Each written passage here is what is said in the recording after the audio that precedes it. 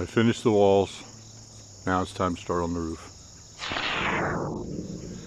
Hey everybody, so I finished the walls and now I'm ready to get started on the roof. Hey, would you look at this? The walls are done. Now I'm ready to get started on the roof. Woot, woot, woot.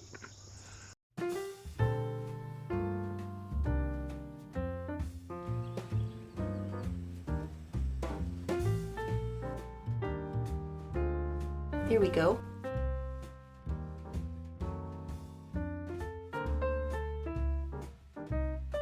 Yeah. Wow.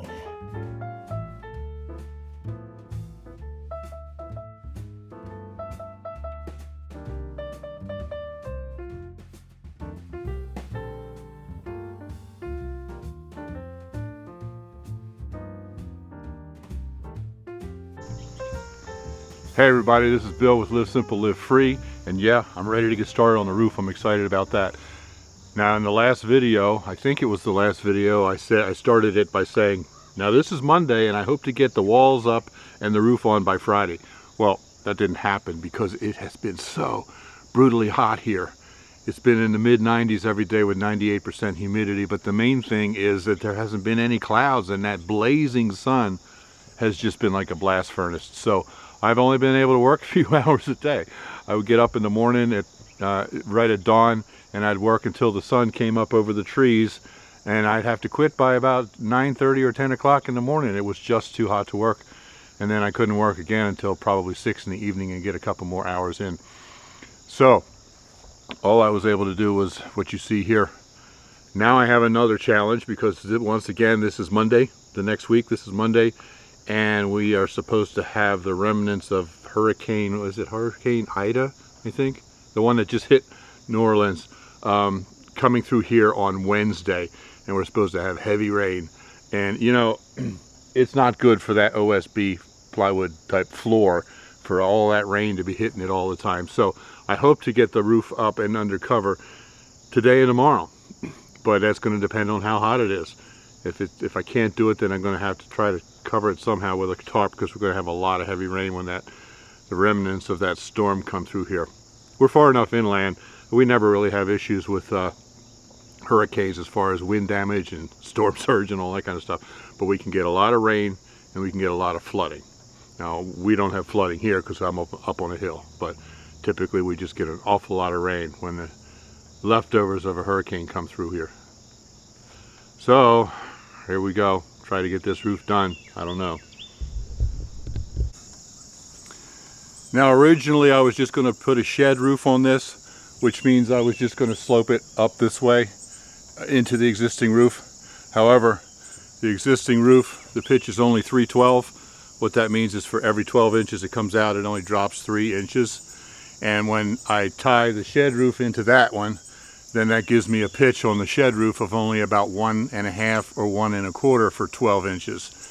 And that's not steep enough for shingles. I would have to go with some sort of roll roofing, flat roofing. So, and I don't want to do that. So I've decided to change it, and instead of doing a shed roof just straight up like this, I'm going to do a pitched roof. It's going to be this way with a ridge down the middle. That way I can put whatever pitch I want on it. I can also have the eaves come out this way, hanging way out over the door, and give me a little bit of shelter from the door, because I can let the eaves hang out a couple of feet if I want to. But doing a peaked roof like this is much more complicated than doing a shed roof that goes up this way. So in the immortal words of that world-renowned mathematician Jethro Clampett, LMA, this here is going to take a heap of ciphering. Alright, so track with me here. This is 13 feet from there to there. So that means the middle is 6.5 feet. And if my pitch is going to be 3 inches drop per foot, then 6.5 feet is 19.5 inches from there up to there, and that should give me my 3-foot drop over there. So I have this ridge board just tacked up there temporarily, and I've got that sitting there, and I'm just going to go up and check the pitch and make sure that I have the 312 that I'm looking for. So this is a 2-foot level, 24 inches. So if I want 312, then I should have 624. So I'm going to hold this level here. Check the measurement there. And I got 6¼ inches. So it's just a hair over 312. But that's good because that right up there, when I cut the angle, is going to drop just slightly. Give me just exactly 312 pitch, which is the same thing as I've got up here. And 312 pitch is the minimum that you can have to use regular shingles like this without using roll roofing for a flat roof. So I think I'm good to go with the height of the ridge. So now I've got the angle cut on this piece, and I've got it screwed in there temporarily. So now I have to put a little notch down here so that it'll sit flat on this wall.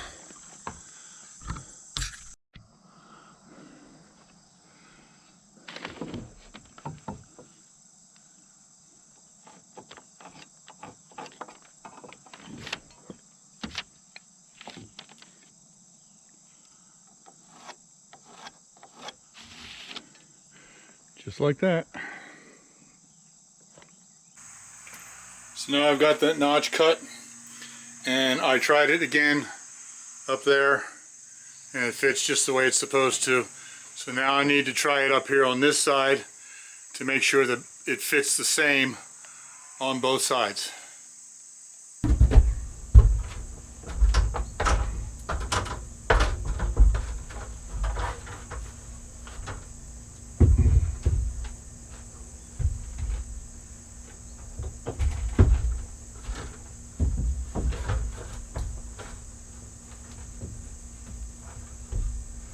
Okay, looks like a perfect fit. So now I can use this one as a template, and I'll cut all of the others the same as this. And actually what I've been doing here is the most time-consuming part. Now that I have the template and I can just cut them and just run them, it'll go much faster.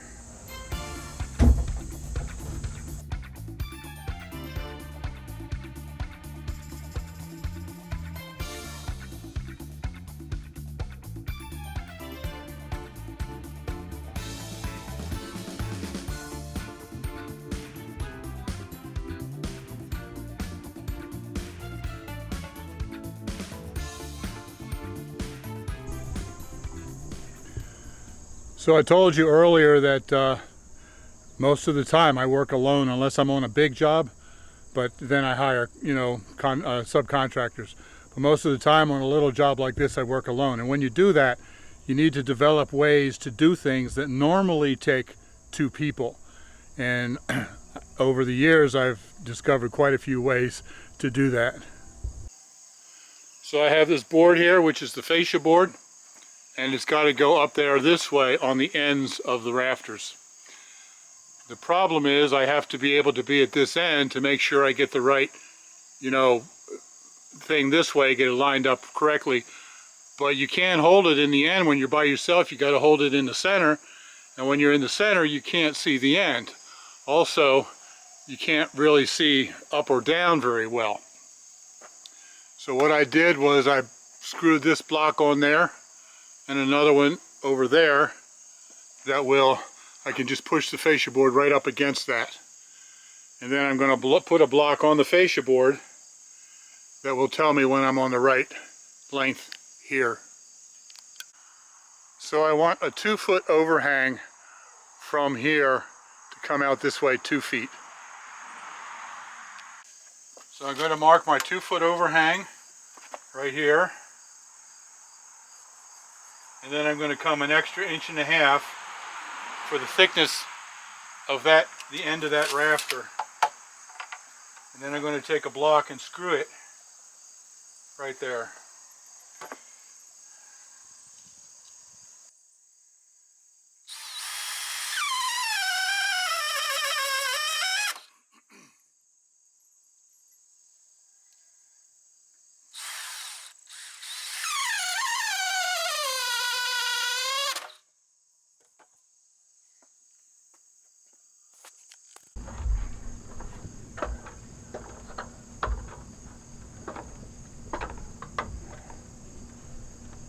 So now, I don't know how well you're going to be able to see this because it's starting to get dark.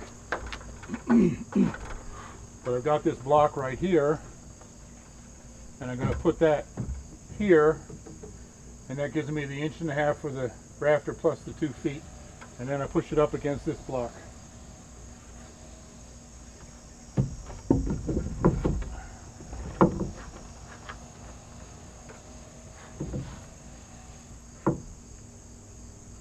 And I got to get a screw started.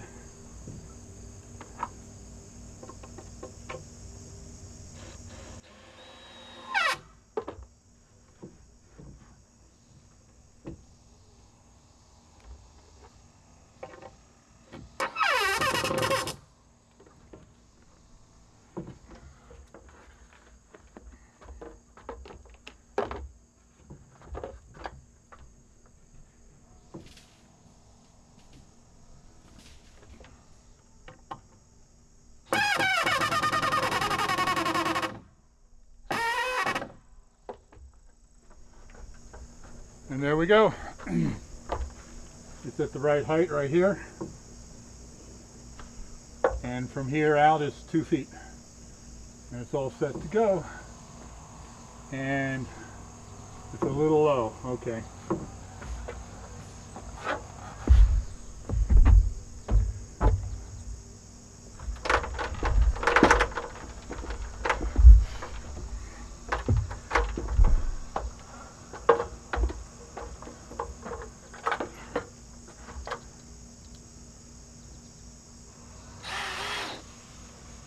Lift it up under this block.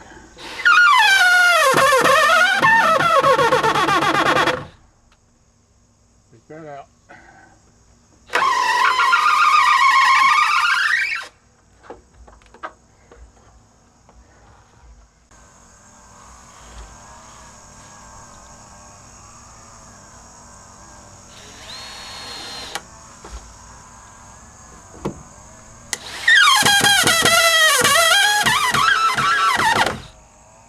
And there it is. That's how you do it by yourself. And there's the fascia board on the end with a 2-foot overhang.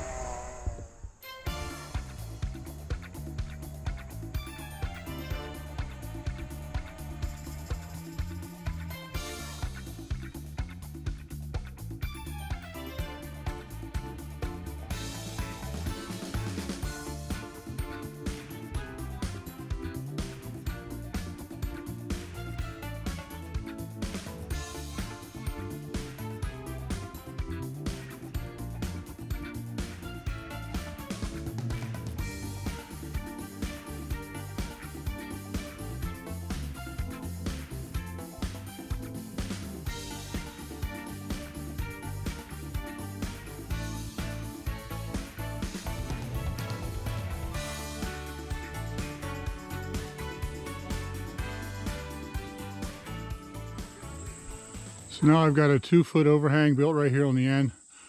I'm still got to do all the framing over there. I'm going to put one piece of OSB up on top. Makes it easier when I climb up to be able to step onto the OSB rather than to get my feet tangled up in those rafters.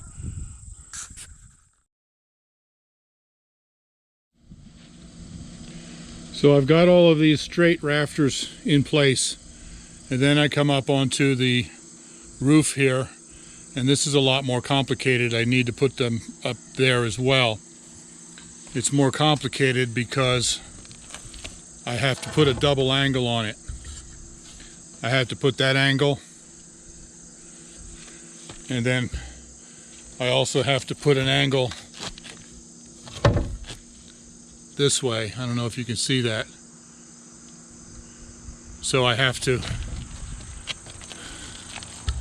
account for the angle this way and for the angle of the roof this way. There is a way to do that with all just mathematics, but it's pretty complicated and it's quite frankly beyond me, so I always just measure each one individually as I go up. I have this blue line right here going up where the end of each rafter will be.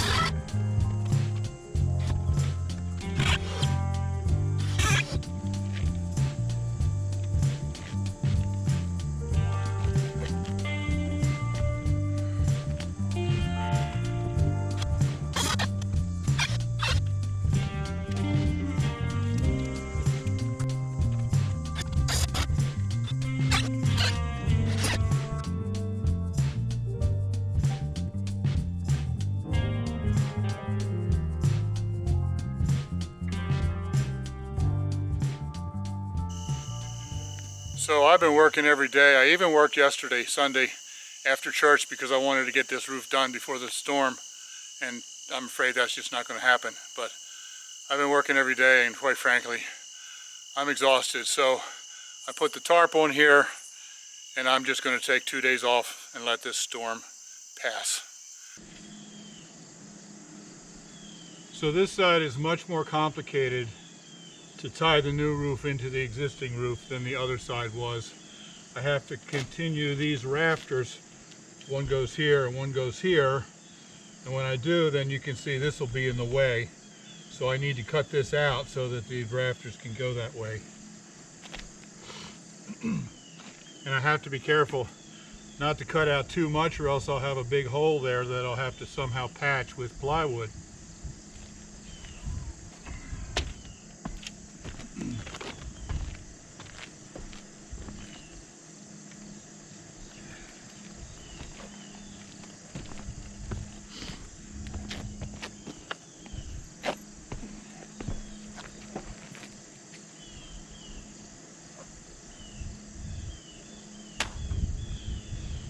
So this chalk line is the valley that goes down here, so I'll cut this away right there at the valley. I think that's right. Yeah.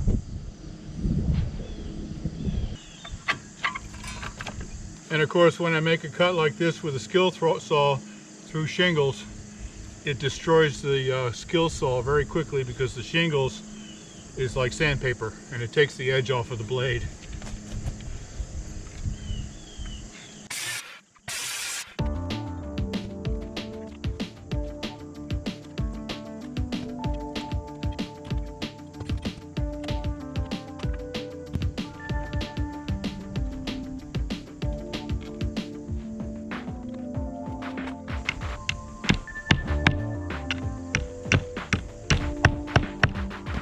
You never, ever, ever want to leave a board with the nail sticking straight out. You always want to bend it over, because if you don't, you're going to get it through the bottom of your foot, guaranteed.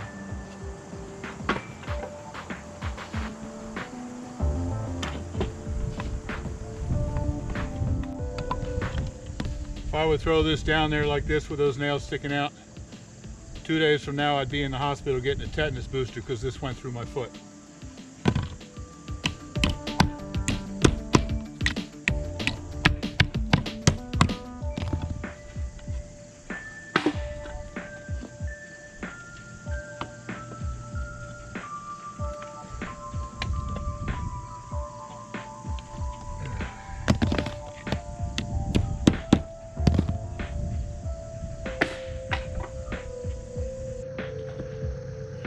Wow, after weeks of blazing heat, I get up this morning and it was only 53 degrees. I actually had to put on a long sleeve flannel shirt that I'll probably only wear for an hour, but it's quite a relief. But you know, this is September 3rd, so it makes sense that things would start to cool off a little bit. Sure is a relief.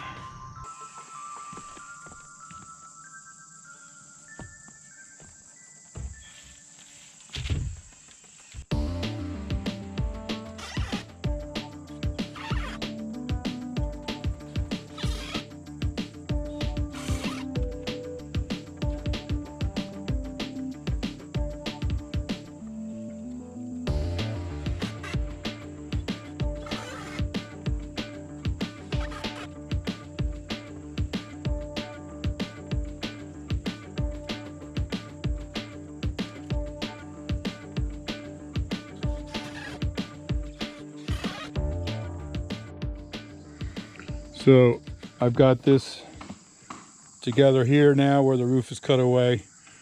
Now I'm working on these short little pieces up here. I love it when it comes together first time perfectly.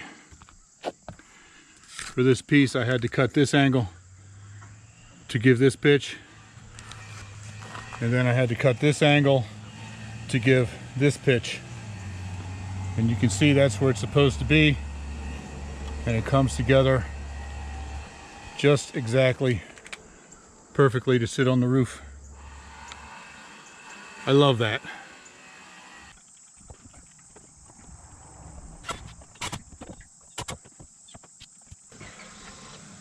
Every time I push this way to screw in, the pressure pushes the legs on this ladder down into the dirt, and the ladder's leaning further out. Every time I push, the ladder leans further out. Scary.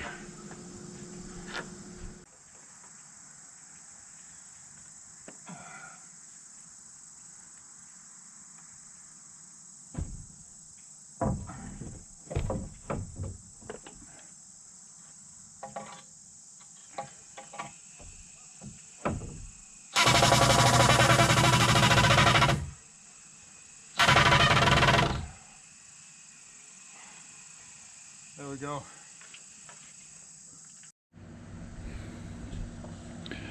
Okay, so I am now finished with the rafters, finished with the eaves and all the overhangs. Got a 3-foot overhang right here, 2-foot overhang out there on the end. I'm pretty pleased with it. So now I'm ready to start with the OSB. But this video is getting long enough that I think that that's going to have to be in the next video, where I'll do the OSB decking and the shingles and whatever else comes along.